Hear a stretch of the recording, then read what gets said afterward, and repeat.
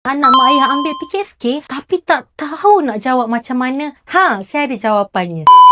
Jomlah kita join seminar simulasi PKSK 2025.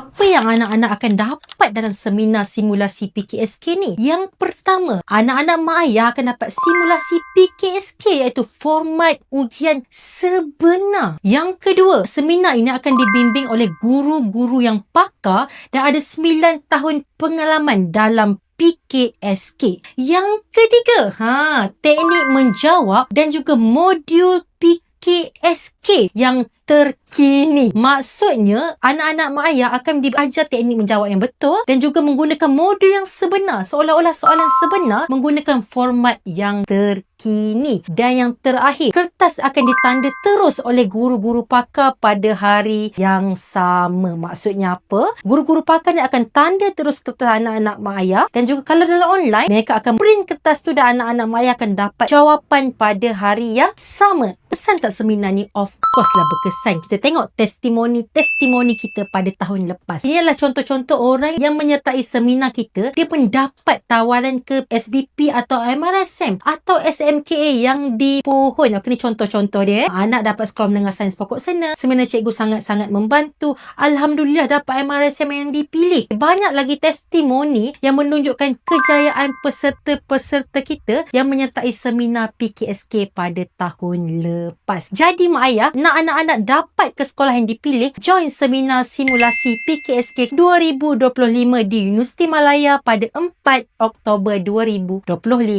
Jumpa di sana.